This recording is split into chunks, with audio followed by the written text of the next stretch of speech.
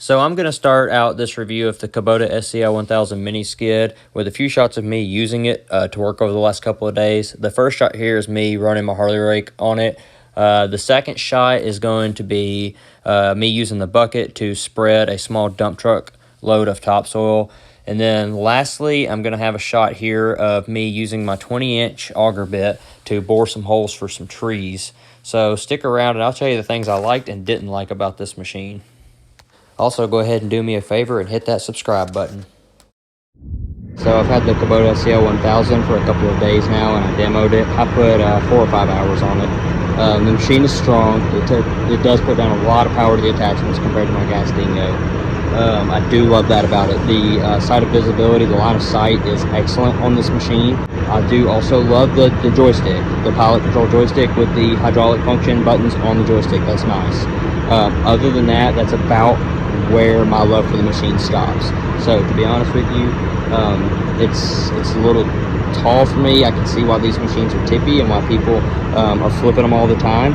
The joystick does have a lag in it, so when you're turning left or right and you correct it, it does still seem to want to turn left or right when you want it to stop.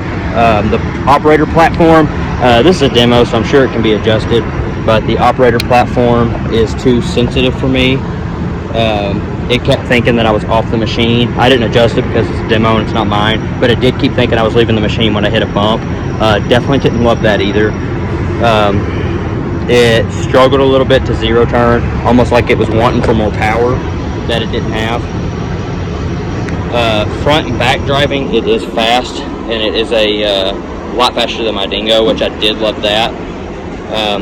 But overall, I'm not sure that when I upgrade my machine, this will be the machine for me or not. I'm gonna put a little more time on the Ditch Witch SK series and the Toro Dingo TX1000 series before I pull the trigger on anything.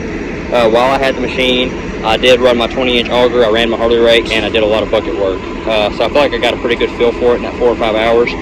But I will be putting some more time on the other brands before I ultimately make my decision on what I'm going to buy. The advantage for the Kubota is the dealer is in my town, so the dealer support would be huge. But as far as love for the machine, I'm not sure this is the one I want to ride every day. And I'm kind of starting to see why there's so many of these used for sale already on Marketplace and whatnot, because there was such a big line for people wanting this machine when it was released, and people bought them up, and now they're for sale all over the place in my area. And I kind of understand it after putting a few hours on it.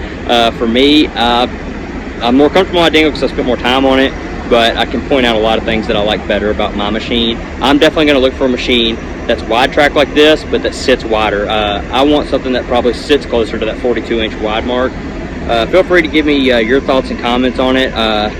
You know, this is just my preliminary. I put like 4 or 5 hours on the machine, so I'm not saying it's a bad machine, it's a good machine. I'm just saying it's probably not the machine for me.